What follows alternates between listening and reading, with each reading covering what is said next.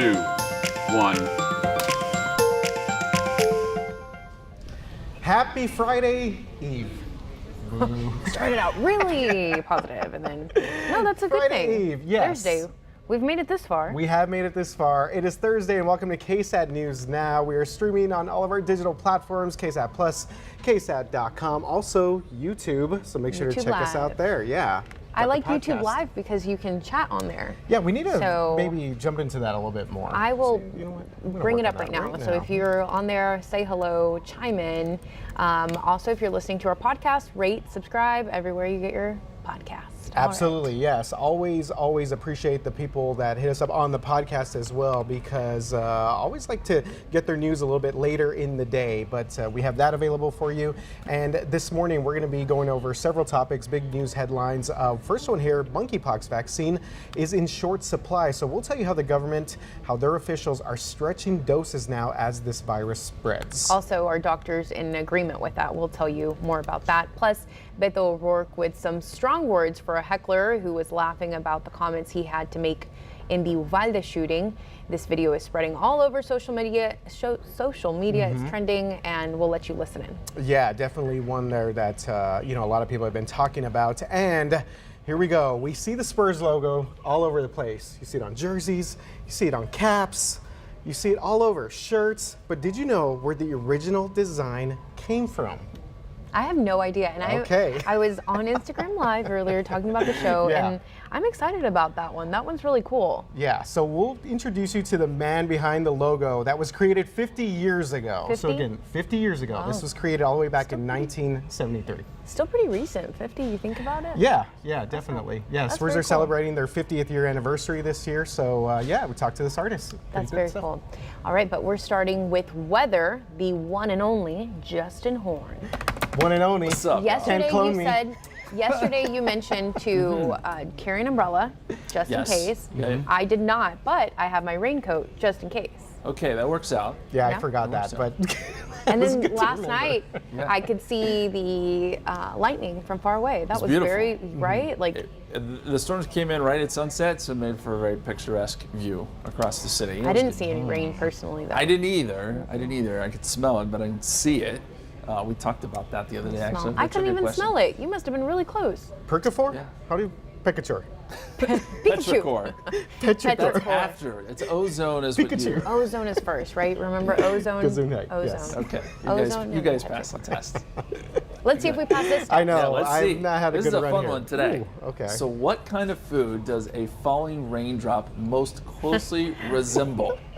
Okay, think about it falling from the sky. Oh Yeah, man. what? Egg, hamburger bun, Oh, okay. Hershey Kiss, or tortilla.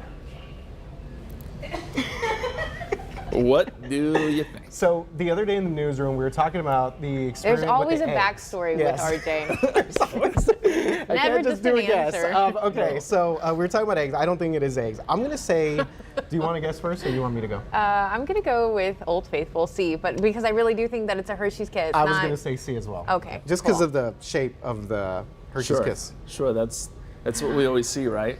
But Yeah, the well, other one's a it's- hamburger bun. It it's- can't be a tortilla. No way. It is a hamburger bun. No way. Wow. Yes. Well, thank goodness it Wow. wasn't D, because then Yeah, that would have really. That'd be bad.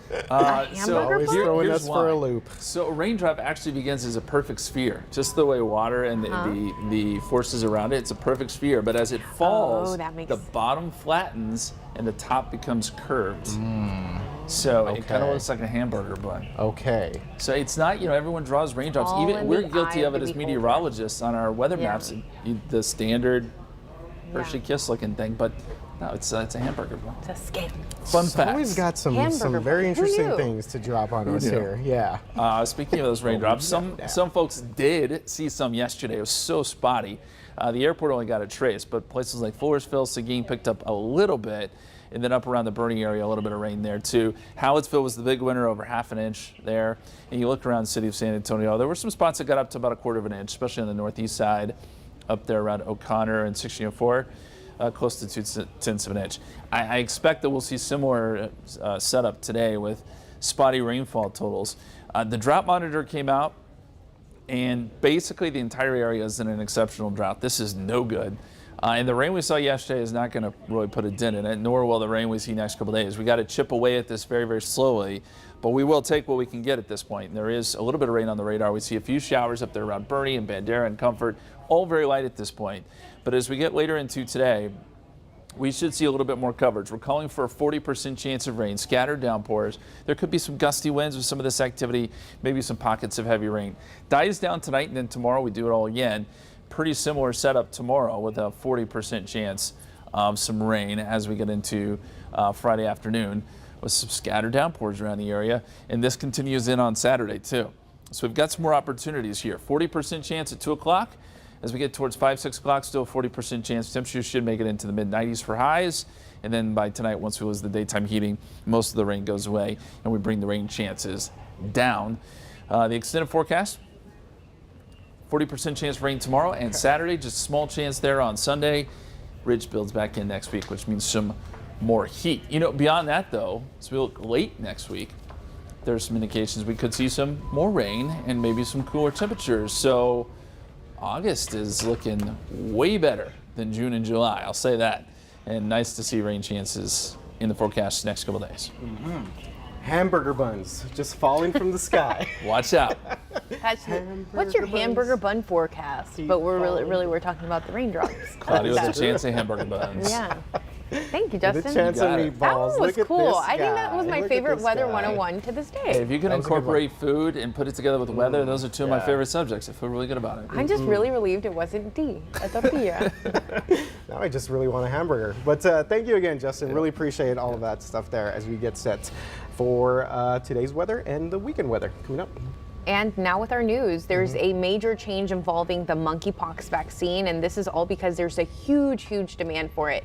Many clinics, including some here in San Antonio, say they have already administered all their allotted doses. The federal government is changing the dosing of the vaccine, which means how the vaccine is administered, and also changing all because the supply is stretched very thin right now. The vaccine is supposed to be administered into the fatty tissue, but now it should be administered between the top layers of the skin. That way, they only have to use very little. So we're talking a fifth of the full dose for each person. So that just means more people get to be vaccinated if needed. Officials say this move could increase the number of vaccine doses in the national stockpile from 441,000 to more than 2.2 million. Yeah, so in early August, Metro Health announced it received 1,000 vaccines for monkeypox, and those would be distributed among 6 local AIDS and community-based organizations. However, still no word from Metro Health on how many doses remain. All right, so and locally here, one of the doctors, Cherise Pellegrini with the San Antonio AIDS Foundation, said that the change is good news as now 250 plus patients at the care clinic could now be able to get this monkeypox vaccine, which again is in short supply right now. And it's just crazy to think how you know, we went through the COVID-19 pandemic and everything was so uncertain, and then now you add another virus, right? The monkeypox, when a lot of people are still unaware of really what it is, how it's transmitted. In this case, the change in the administration of the vaccine, that can make some people uneasy. But I mean, we heard it there from one of the doctors for the San Antonio AIDS Foundation. It's a good thing, and it's just about retraining or really just letting their crew know how they're supposed to be doing it. That way there's more vaccines for more people while they catch up. And you brought up a good point, just because there's not maybe many people that are familiar with this, maybe they're not going to get checked out or going to clinics, but that is very important as we get set with school to obviously start back up again, and so there's going to be a lot of people out and about there. So, but very intuitive thinking there to kind of break up that vaccine to make sure that it gets to much more people. And a lot of questions still, right? Does that mean that another dose is going to have to be administered? So still a lot of evolving factors there. But here at home, now we move on to city budget news. $3.4 billion. That's the proposed city budget that council members are discussing right now at City Hall. City Manager Eric Walsh and other top city staff are presenting their recommendations, and that includes cutting property taxes and pay bumps for city employees. Their proposal also includes funding for projects at the airport, Convention Center and the Alamo Dome, but there are also rebates for CPS Energy customers. A lot of people paying attention to this. So CPS Energy is expected to bring in $75 million more than expected for the current fiscal year, which ends at the end of next month, September. So city staff, they're recommending $50 million to go back to customers. This proposal serves as the rough draft of the Budget Council, and it's expected to pass around mid-September. It's a lot of money there, and obviously a lot of people are interested in this CPS rebate here. I know this is something that we're going to dive into later today for our newscast. Yeah, that's one story that I'll be looking into, but I mean, everywhere, everyone's talking about it when they've received their bills. It's shocking. For some, it's the most that they have ever paid. Me included. I mean, you're having to readjust your budget at home, taking into account that it is more expensive right now. Yeah, same here. I think everyone is definitely feeling that pain. One other thing that I thought was interesting from this proposal, a lot seems to be going towards tourism, which is obviously a big part of our industry. The convention center, obviously the airport, to kind of get some of those things there that can kind of make it stand out a little bit more. And also the Alamo Dome. Remember, the Alamo Dome is going to host the Final Four here in a couple of years, so there may be changes there. And we got the XFL team coming here now, so there may be some upgrades there to the dome as well. We'll wait to see what happens with that. But on Twitter, still trending this morning, Democratic Texas gubernatorial nominee Beto O'Rourke. This after he called out a troll during a campaign event last night. And the moment was all caught on video. Beto O'Rourke was in the middle of discussing the Uvalde mass shooting at a town hall in Mineral Wells, and he was imitating using an AR-15 when someone in the crowd started to laugh. And Beto O'Rourke didn't take it lightly and confronted that person. O'Rourke snapped at the person, and here's what he had to say. You could buy 2 or more if you want to AR-15s, hundreds of rounds of ammunition, and take that weapon that was originally designed for use on the battlefields in Vietnam to penetrate an enemy soldier's helmet at 500 feet and knock him down dead, up against kids at 5 feet. It may be funny to you, but it's not funny to me, okay? That comment there was met with applause from the crowd. It's still unclear exactly what that person was laughing at, but you could hear it. I mean, it was a loud laugh, and some people in the crowd even turning around to figure out what was going on. I mean, it's a very serious situation, and I do agree with the part that this is nothing to laugh about in any mass shooting. Enough to absolutely get his attention when he said it, but again, just trying to figure out what the context was of that individual laughing there. And then, we were also talking a little bit earlier was that, there have been supporters of Governor Greg Abbott that have been going to some of these Beto rallies just to kind of see what he's saying. Again, don't know anything about the individual who purportedly laughed here in this case, but this has become a pretty viral story this morning. Yeah, and when we're talking about Uvalde and gun control, it will continue to be a top issue for both O'Rourke and Governor Greg Abbott.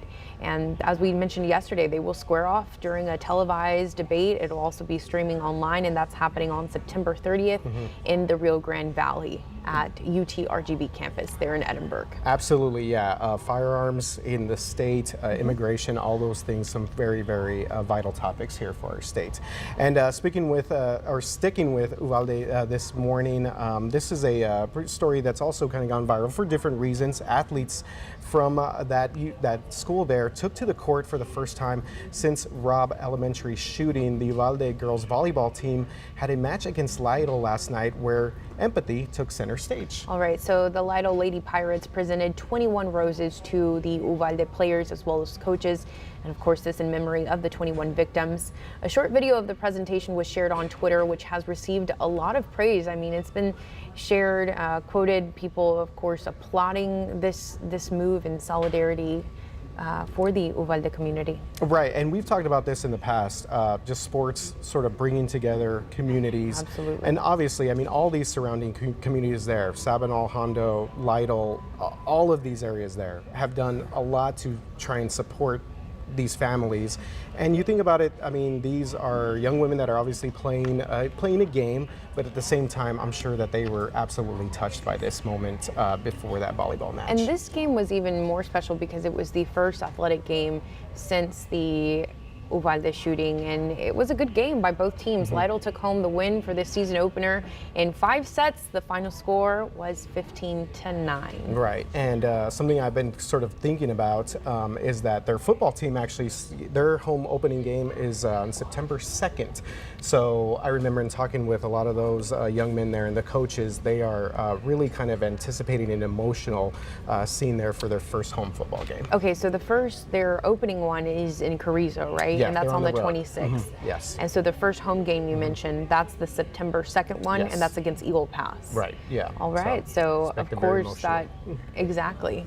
And especially since, you know, it was the captain, correct, that has the number 21? Right, yes. They nominated. One of their top senior players. So again, just goes to show that sports really does bring people together, and in this case, help heal. So that was beautiful to watch. Yeah. That moment, it was completely silent in that court before that game started. So very beautiful. Yeah, great gesture there by the Lytle Pirates. Okay, so sticking with some sports here, the Spurs logo. Yeah. One of the most recognizable in all of the country and all of professional sports. Oh. But did you know? I'm just kidding. I would say Did the you star. know how but- it was created? Okay, we know that. Okay, sorry, I interrupted.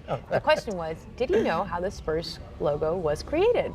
Okay, well, we went to go find out, yes. So I actually met with the 93-year-old local artist credited with creating this logo that is synonymous with sports in South Texas. It's an iconic symbol representing San Antonio, but 50 years ago, the artist behind the Spurs logo said it was just another day at the office. New company that we just took on. It's called the Spurs. And so I didn't know anything about it. In 1973, Finis Collins worked for a local advertising agency named the Pitluck Group. That's when Red McCombs and other investors brought the Spurs to San Antonio. The only thing that they wanted was some way to show the spur as part of the symbol. Collins got to work and 2 days later came up with 3 designs. I just ran down to the Whitty Museum, looked at all the spurs they got on exhibit. Anyway, that's it. So this is your design. This is my design. You'll notice that the little nibs here. Collins also drew the original black and gray lettering by hand, creating a 3D look for the team name. Well, this is just right for them. They had a meeting the next day. They approved it. They didn't change anything. It takes usually a lot of grinding and a lot of work. But in this case, it just went flying through, bang, bang, bang. And Collins also designed the original logos for La Quinta Hotels and Market Square, but his Spurs logo has stood the test of time. Now, I don't want to take any credit at all from anybody else because Red McCombs, he named it. All I did is do an piece of artwork that said, "This is the Spurs." Wow, All right, that is so. I love how he's like, you know, usually it's hard, but it was just bang, bang, bang. Yeah, so Question, from start... how did you even come across this? Well, I'll give credit to our assignments editor, Sean Talbot. He was the one who kind of found these. I guess he had heard maybe about this, and then he sort of gave me a heads up on it. And he was like, "See if you could maybe find this guy. We'll see if he still lives in San Antonio, like what he's doing." And fortunately, we were able to meet up with Mr. Collins. He does live here in San Antonio. He's done a ton of artwork, and some of his most famous artwork, watercolor stuff, is a lot of stuff down in the coast. So a lot of stuff representing the Texas coast. And like he said, he didn't know what the Spurs was. He had no idea. His bosses just basically were like, "Yeah, we're getting this new like basketball team coming in. Can you just give us a design? They're going to be called the Spurs. So just figure something out." Yeah, from start to finish, he said it took him 4 days to do, and obviously the logo has changed over time. It's a little bit flashier now. If you notice, like the little nubs on the end are a little bit different and not as pointy as the current design. And he said that he did intentionally do that because he wanted to represent what a rider would actually wear on a horse, and they wouldn't wear something as spiky as what we see now with the current design. So he was very much about like the thought process, but he said from start to finish, 4 days it took him. Very cool. And it's still the logo. That's awesome.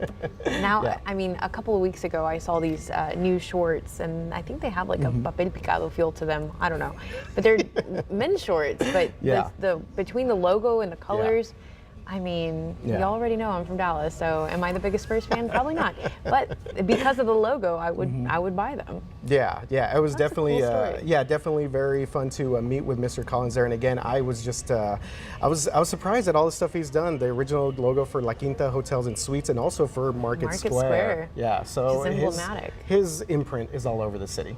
Thanks for that story, RJ.